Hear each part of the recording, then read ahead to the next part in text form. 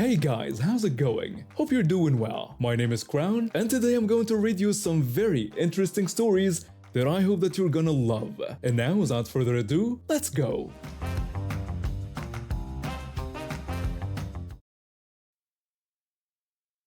I've been practicing karate in my local Kempo dojo for almost a decade now and teaching there for the past 3 years. My specialty is working with the youngest class, typically 5-year-olds and up.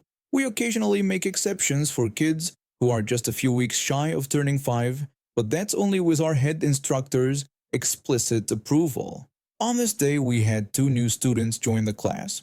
As an assistant instructor, I was tasked with giving them special attention while our main instructor led the rest of the class. The new students were positioned at the front. As is customary for beginners, it helps them see and learn the movements better. During the lesson, I noticed one of the new students kept turning around to look at his father. This isn't unusual for newcomers, so I gently tapped his shoulder. I asked him to please pay attention to the main instructor. The child responded that he wanted to see his dad. I reassured him that he could see his father in about 20 minutes. He agreed, and I thanked him. I stepped away to check on other students, satisfied that both newcomers had grasped the basic strikes we were practicing. A few minutes later, during our breathing exercise where everyone sits on the floor, I spotted the same student walking toward the lobby area where parents wait. I called out to him to sit back down. He claimed he needed water, so I explained that he could get water after we finished our breathing exercise, mentioning that we have specific times for water breaks. He hesitantly agreed. Something seemed off about this student. He was noticeably smaller than the others, even his brother. During our group practice, I decided to ask him directly about his age. To my shock, he replied that he was about 3 years old. The revelation stunned me, but I kept my composure to avoid making him feel like he'd done something wrong. After a class, I approached our head instructor and asked if he knew about the student's age. The head instructor was surprised, saying the father had claimed the child was almost 5. The father and his sons had already left, so we agreed to address it the next day. However, when I arrived early for the next class, I saw the father and his sons entering the lobby. I decided to address the situation directly. I approached him and confirmed he was the new student's father. When I explained that I was one of the instructors from yesterday and asked about his younger son's age, he said his son was almost 5 and had already told the head instructor that. I pointed out that his son had told me he was only 3, noting that I couldn't see why a child would lie about being younger. The father glared at his son before turning back to me and dismissively said it didn't matter since his son was already there, claiming I couldn't do anything about it. I told him that I could discuss this with our head instructor and ask why he had enrolled a 3-year-old in a class meant for 5 and up. He explained that he had signed up the brother and didn't want to leave the younger one out. I expressed understanding but emphasized our age restrictions were for safety reasons, warning that his son could get hurt. The father insisted his son was doing fine and prompted the child to agree, which he did. I knelt down to the child's level and gently explained that I wasn't saying he could never do karate, just that he needed to wait until he was a bit older to join our class. This sent the father into a rage. He yelled at me not to talk to his kid that way. When I questioned what was wrong with showing concern for his son's safety, he became more aggressive, standing up and shouting that he knew what was best for his kid and that I had no say in the matter. I tried to explain that I only wanted to ensure his son stayed interested in karate long term, but the father escalated further, threatening to fight me if I didn't shut up. I warned him that with my 10 years of karate experience, fighting wouldn't be wise. He ignored my warning and challenged me to fight right then. He threw a wild punch at me, which I easily deflected using a basic sweeping technique. I made sure to control his fall so he wouldn't hit his head on the wooden floor. Right then, our head instructor emerged from his office and demanded to know what was happening. I explained that the father had attempted to punch me after I questioned his son's age, pointing out that the security camera had caught everything. The head instructor reviewed the footage and confirmed my account. He took the father aside for a private conversation. I never learned exactly what was said, but neither the 3-year-old nor his brother returned to our dojo. We later heard they'd enrolled at another karate school nearby. A few weeks later, I ran into the instructor from that other dojo at a local martial arts event. He mentioned how a father had tried enrolling a 3-year-old by claiming he was almost 5, but they'd immediately spotted the deception and turned him away. Apparently, the father had learned his lesson about lying to martial arts instructors. We're a pretty tight-knit community after all. I work as a dispatcher for a parking company that manages lots at a major university. Our company handles everything from helping people stuck in garages to dealing with parking citations.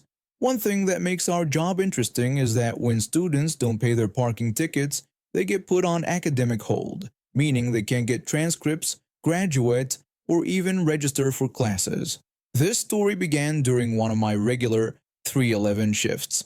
Around 8 p.m., I received a call that would lead to quite an entertaining series of events. When I answered with my usual company greeting, a woman's voice responded by politely asking for help. She was surprisingly pleasant, chatty but pleasant. That's pretty rare in our line of work, especially when dealing with parking citations. I told her I'd try my best to help with whatever the issue was. What followed was a long-winded explanation about her precious son, who happened to be a backup player on the university football team. He'd parked in a handicapped space and gotten slapped with a $370 fine which he hadn't paid. The citation was under secondary appeal, which meant some restrictions were temporarily lifted, but not all. The whole dispute centered around our enforcement officer forgetting to get a picture of both the car and the handicap sign in the same frame, though we knew from other evidence that the violation was legitimate. After her lengthy explanation, she finally got to the real issue. She explained that her son had tried to pick up his family tickets for the game the day before, but they wouldn't let him because of a hold on the account. She was confused because she thought the hold was supposed to be lifted. I nearly burst out laughing when I pulled up the son's account. His last name was remarkably similar to Lord Farquaad from Shrek. I apologized and explained that as a dispatcher, I didn't really know how the hold system worked, but I could see that the hold had been lifted. I offered to email our customer service manager about the situation and have them look into it first thing in the morning. She then tried to reference our Swedish manager's name but completely butchered the pronunciation. When I told her I wasn't familiar with that name, she explained that he was the one who had placed the appeal on the citation. I corrected her pronunciation and confirmed that yes, that was indeed his department, offering to CC him on the email as well. She apologized for mispronouncing the name and eagerly accepted my offer to include him in the email. After confirming she had no other issues needing help, we exchanged pleasant goodbyes and ended the call. The next day, I discovered from my managers that this woman had been driving them crazy with the typical entitled parent routine. My angel couldn't have done this. He's such a good boy. Can't you please just let him off this one time? The weird part was that she did it all while being incredibly polite. It turned out that picking up family tickets wasn't allowed under an appealed student hold anyway. But the story doesn't end there. About a month later, I got a call from security at an off-campus garage we manage. Someone had run over and destroyed one of those state law pedestrian crossing signs. They had the license plate number, and when I looked it up, it belonged to none other than our entitled football player. I could barely contain my excitement when I told our Swedish manager about it the next day.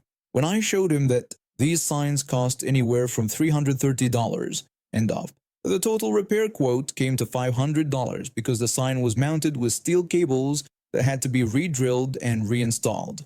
The son first denied everything, but when we mentioned the video footage, he changed his tune. Then he tried claiming the sign only cost $20, and that's all he'd pay. When that didn't work, he ran crying to his mother again. His mother tried her usual routine, but this time our manager had had enough. He told her bluntly that we had video evidence of destruction of property and would press charges, which would definitely impact her son's precious football career. Suddenly, her son became very cooperative and set up a payment plan for both the handicap citation and the $204 equipment fee. Though personally, I think the manager was too nice giving him a discount. After all this, I heard that the football coach found out about the whole incident. Apparently, he wasn't too happy about having a player who would park in handicapped spaces and destroy safety signs. The entitled son got bumped even further down the depth chart and spent the rest of the season warming the bench. I've always been good at making handcrafted items. It started as a hobby during college when I couldn't afford expensive gifts for my friends. But over the years, I've gotten pretty skilled at it. I make everything from jewelry to home decorations, and recently, I started creating pet accessories. My reputation for making these items spread through our local community, and people often request custom pieces from me. That's how I ended up at this ridiculous party. My neighbor, who I'll call Karen, invited me to her precious Pomeranian's birthday party. Yes, you heard that right, a birthday party for a dog. Now, I don't judge people for loving their pets, but what happened next was absolutely insane. The invitation came with a gift registry from luxury pet boutiques, with items ranging from $200 to $500. I thought it was a joke at first, but Karen made sure to send regular reminders in our community group chat. She would constantly message about the mandatory gift requirements, insisting that her precious baby only deserved the best. She even updated the registry with more options from Premium Pose Boutique, explicitly stating that no off-registry gifts would be accepted. Given my financial situation and my skills, I decided to make something special instead. I spent 2 weeks crafting a beautiful leather collar, hand-tooled with delicate patterns, and the dog's name in elegant script. I even added small pet-safe crystals that matched the dog's regular accessories. It was probably worth more in terms of time and materials than some of the registry items. The party itself was outrageous. Karen had transformed her backyard into what she called a puppy paradise. There was a dog-friendly cake that cost more than my weekly groceries, a hired photographer, and even a small orchestra playing classical music to cultivate her dog's sophisticated tastes. When it came time for gifts, Karen sat on a decorated chair like some sort of queen, with her Pomeranian on her lap. Each guest presented their gifts, and she made elaborate shows of appreciation for every expensive item. Then came my turn. I nervously tried to explain that I had made something special for her dog, a handcrafted leather collar. Karen immediately cut me off, demanding to know where the gift bag from Premium Paws was. When I attempted to explain that I had created the collar myself and that it took 2 weeks to make, she completely lost it. Her face turned red as she stood up, clutching her dog like I had just presented her with garbage. She started screaming about how I was giving her baby a homemade collar, comparing it to something from a flea market. She ranted about how unacceptable this was and how important this day was, pointing out that everyone else had managed to follow the registry. When I tried to defend myself by explaining the thought and effort I had put into the gift, she became even more enraged. She declared that effort didn't pay for quality and that I had completely ruined the party. Then came her most outrageous demand. Since I couldn't be bothered to bring a proper gift, she insisted that I should pay for the entire party. The other guests started shifting uncomfortably in their seats as Karen continued her tirade. She threatened that if I didn't pay for everything, the catering, the orchestra, all of it, she would make sure everyone knew what a cheap, thoughtless person I was. I was shocked into silence, but another guest came to my defense, commenting on how beautiful the collar was. Karen immediately snapped at them, telling them to stay out of what she claimed was just between her and the party ruiner. But it wasn't anymore. Karen pulled out her phone and started typing furiously, announcing that she was posting about this right then and there, promising to let everyone know how I had disrespected her baby. Within hours, she had posted a completely twisted version of events on every community Facebook group and local social media platform. She even called the small business where I sell some of my crafts, demanding they stop carrying my inferior products.